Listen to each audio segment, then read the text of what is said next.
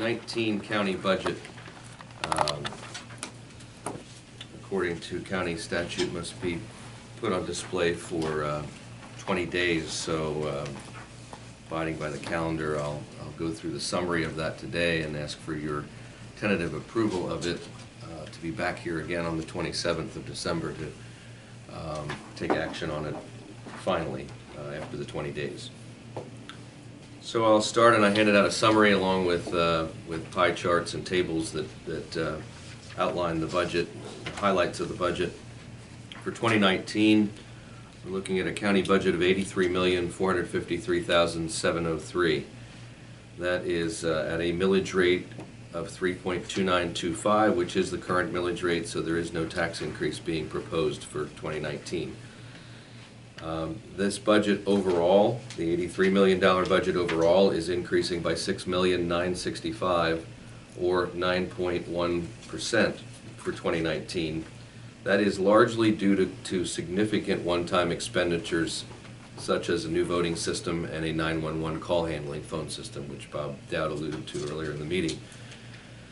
Separately from those expenses and those one-time purchases, the general fund is going up by 2.5% to $46.7 million. This again is the same millage as prior, so there is no millage increase being proposed. The last time there was a millage increase took place for the 2016 fiscal year. Some of the highlights of this budget are things that I just felt necessary to point out, are that the annual required contribution to the pension fund will be fully paid for the 6th consecutive year at a cost of $3.1 million. Sorry for that a second. They're selling monitors, you know, the emergency monitors. They're on the speaker. Sorry. We're still going to be there. Press the green button. There you go. Thank you. Again, the annual required contribution to the pension fund is being fully budgeted, and that's to be paid from general fund revenues and agency reimbursements, and keeping up with the payments of the ARC along with investment returns have brought the county pension fund to a funded level of 86.2%, which is the highest funded ratio I can recall for a long time. The salary increases for employees as follows, according to either non-union or bargaining units, are 3% for non-union. The court-related Teamsters, 3.5%. Court professionals, Teamsters, are currently under negotiation. Their contract expires at the end of December. Social services, Teamsters, 3%. County detectives, 3%. Correctional officers, 3%, and EMA telecommunicators, 3.5%. There are several new positions that have been approved. I felt it necessary to note two of them, since effectively these positions have an impact on the county operation as a whole. First being that there's a deputy chief clerk position that's approved in this budget for the Commissioner's office. Obviously that's somebody who would report to me and be my deputy. You know, this is something that's been considered over the years, been suggested, batted around, and earlier this year, as you recall, you know, we had a discussion about this, and you've now formally approved that position. I appreciate your support for that. It's just the kind of job that over its history, I've been here 22 years now, and the plates keep on getting larger and more of them, and you know, we have a lot of initiatives coming up, such as some 911 upgrades and improvements, voting machines, and it always seems there are those big things in front of us that I need to keep my hand on to some degree, and there are a whole lot of maybe medium-sized things that I can hopefully hand off to someone else, and also have a backup, you know, in the event that you know, vacation, that sort of thing. And so I think that we're probably one of the few remaining that doesn't have this type of a position. Many municipalities, even in this county, have a you know, an assistant manager, for example. So anyhow, that position is included in 2019, and again, I appreciate your support on that. There's also an additional IT technician included in this budget for 2019. That's an ever-increasing demand on that department in ITS, and Danielle has decided to promote a person in that office to a network system administrator to maintain our servers and networks, but still needs the same complement of people to do the help desk and troubleshooting and sometimes just the daily things. So that request has been made and you've approved. Also some highlights. The sheriff has received approval to add 3 full-time deputy sheriffs and 1 part-time. Purpose is to provide armed uniformed security at courthouse entrances, as well as at the 6 magisterial district justice offices, and also to exhibit a daily presence at all other county satellite offices. This has been proposed due to the ever-increasing threats and acts of violence to government offices in the nation and here in Pennsylvania. I don't want to speak for the sheriff. He can certainly chime in if he'd like, but the intent is to have a presence here at the building entrances to the courthouse, but as well have someone in a vehicle going from district MDJ office to MDJ office, depending on the load of court at the given days at those offices. The person, these deputies may remain there for a period of court time. Also to make a presence at the satellite offices, so to circulate among them, stop by, make sure things are, are all going well, and if there's any need there. So did I capture that, Sheriff? You captured it. All right. We also provided an additional vehicle in the budget as well. Right. Right.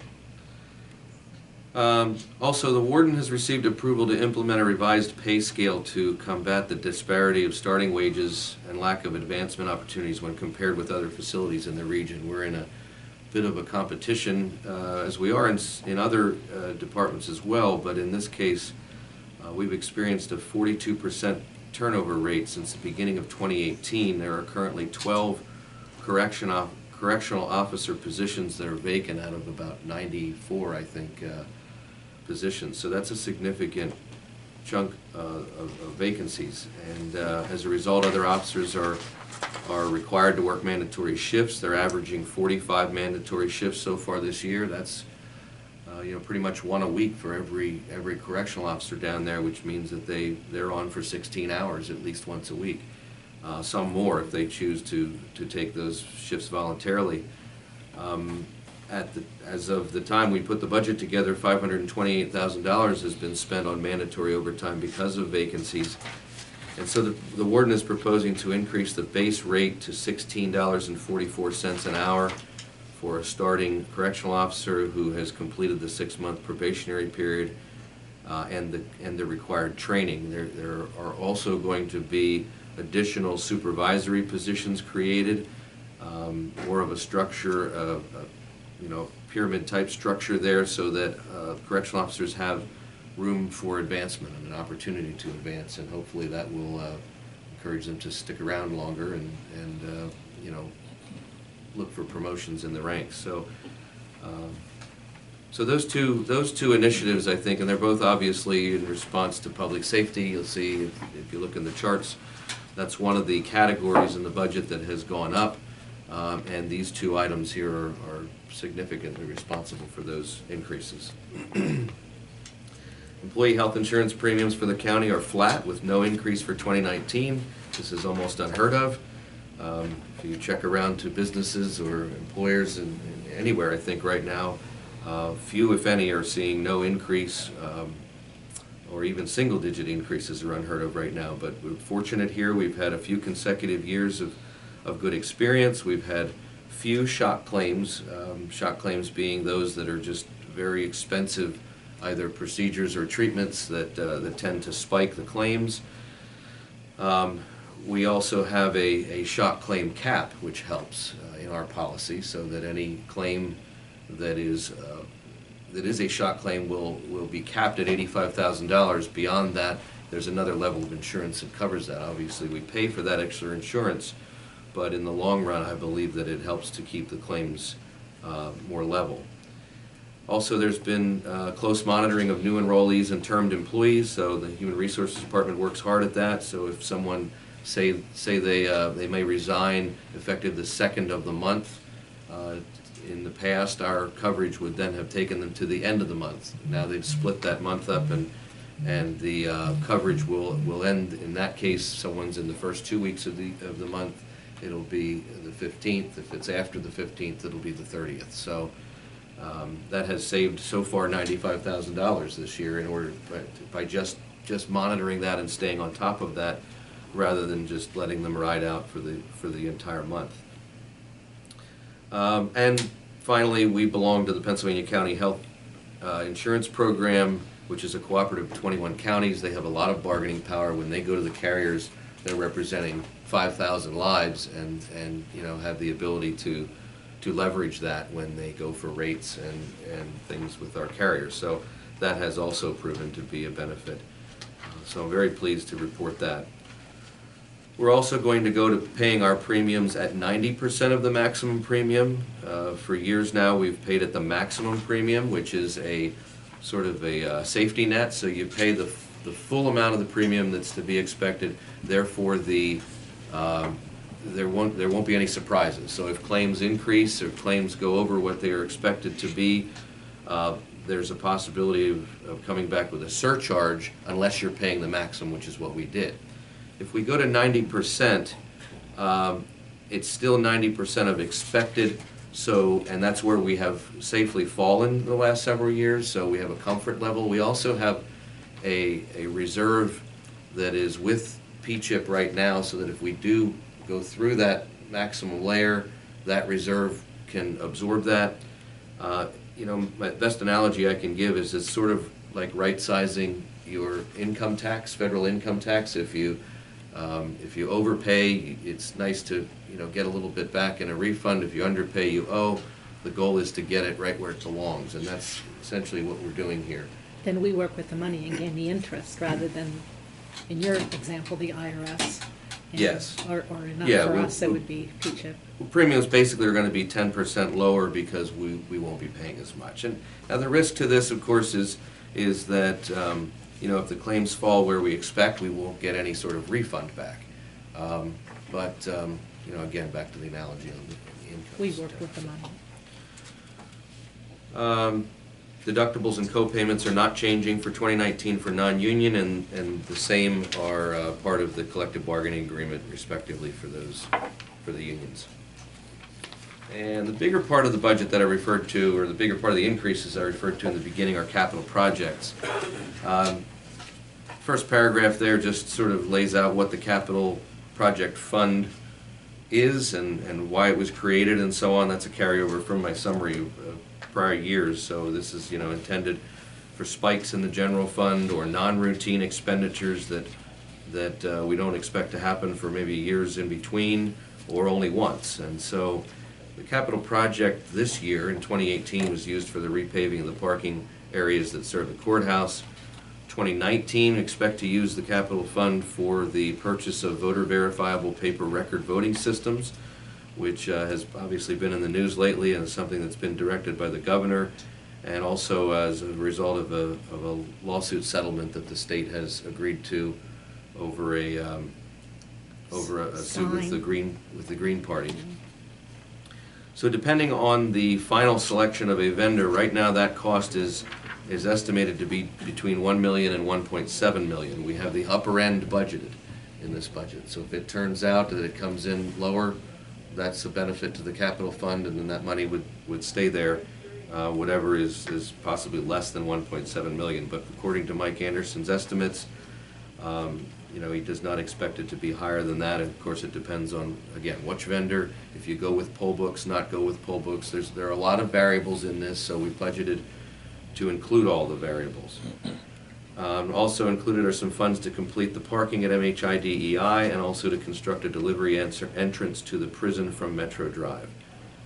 Separately from the capital fund, there are past bond proceeds that are still on hand that were intended for a backup 911 center. We're able to utilize those for really anything related to 911. So we've got some required 911 upgrades to do, and also to begin the process of exploring or acquiring or constructing a new facility for the Department of Emergency Services, which will accomplish a backup by maintaining what we already have in addition to anything that might be new. And lastly, again, a repeat from the earlier in the meeting, but this budget includes a PEMA grant for 911 technology, specifically a call handling phone system.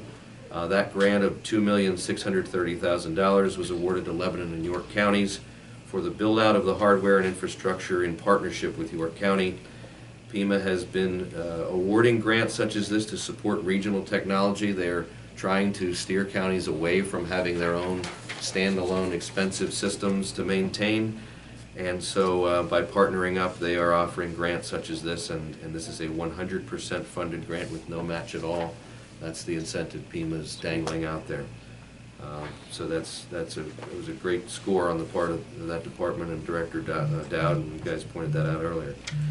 Implementation of that must and will take place before the end of 2019, and it also comes with the ability to offer text to 911 for callers. So that's the summary. There's a lot more in the pie charts and tables. I could probably go on for 10 pages of things here, but I try to pull the important stuff together, and happy to answer any questions or talk about anything else contained in there.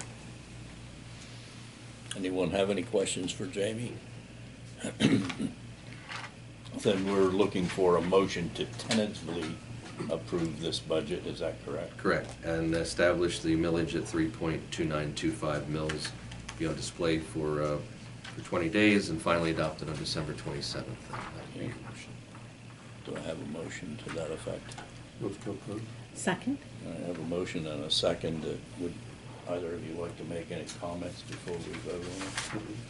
Now, I would just briefly say that I think this budget, being as successful as it is not necessarily the end of the process, but somewhat of a culmination of the work that this board has done over the past 7 years to place us in the financial position that we're in, and it makes the budgeting process easier if you have money. So I'm really grateful for the work that we've done and the cooperation of all the departments and so on to make it possible for us to put this budget into position. So with that said, yes. I did have a comment. Okay. I'm sorry, I thought I asked. I'm sorry. You did, but there was no time to respond. Okay, all right. I was curious, because we did budget the maximum this last week or so. There is talk of at least a minimum of 50% reimbursement from the state. You're referring to voting machines? Yes, sir. Okay. 50%. Yeah, I saw that in the Department of State directive or memo. Yeah, and that's the minimum. They're looking for more, but that's the minimum. So my question is, if indeed we budgeted the max, will we have to reopen the budget and adjust that if? No, it would just go unspent. So if you, for example, if you budgeted 1.7, the governor has asked the legislature to include 50% of that money. Remains to be seen whether, how they'll react to that. Probably not until the state budget's passed in June or July. But, if it ends up costing half of that or so, it would just go unspent and remain in the capital fund. So only if you were going to increase it would you have to reopen the budget? Oh, and even then, only by a certain percentage. And you can only reopen the budget within a few weeks after the passage. Right. And that's why I'm asking, so I didn't know if we had to have a game plan. No, I don't see any reason to. I think, if anything's likely to happen, it would come in at less than what it is. And even the pricing by the vendors is changing by the week. Yes. They're obviously positioning themselves with the counties to, be each county's selected vendor, and there's competition out there, which isn't bad. Okay. So. Okay. Any other questions or comments? Hearing none, all those in favor of the tentative adoption of the budget and the millage rate indicate by saying aye. Aye. Aye. Opposed? Budget is tentatively approved unanimously. Okay. What else do you have? A few more things. One, I have a request to approve exemption from real estate taxes for a veteran, and that being for Frederick Mayer. of Fox Ridge, Lebanon, who has met all the requirements of disabled veterans, and asking for your approval on that. So moved. Second. All right, I have a motion and a second to exempt Frederick Mayer from real estate tax. All those in favor indicate by saying aye. Aye. Opposed? So ordered.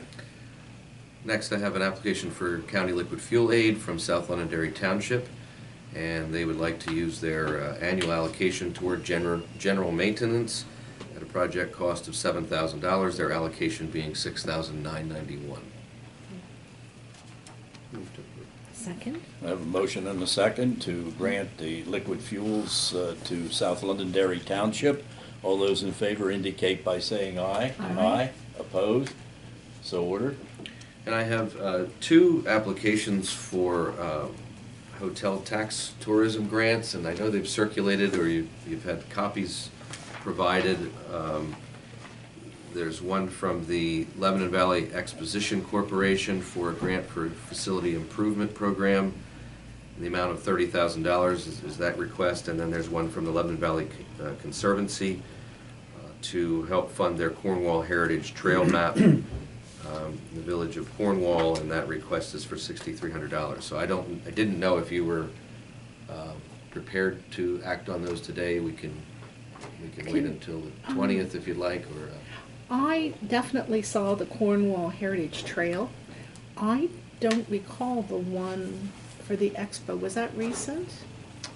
Yeah, it was pretty recent, but Yeah. I know I got What a is that copy to of it. cover? Because I don't remember it. They have a project of $46,406. They're requesting $30,000 of that. They're replacing parking lot lights with LED lights, replacing rain gutters and downspouts in the North Hall, electric meters in the arena, sound system upgrades, exterior painting of the east and southeast hall, concrete floor in the sheep and goat barn, and painting the roof and cupolas on the North Hall. There was a narrative. Yeah, I definitely didn't see that. If you don't mind that I get a copy, I'd appreciate it. Okay. Something would have rang a bell, nothing does. I'll move to approve both. We'll have a second.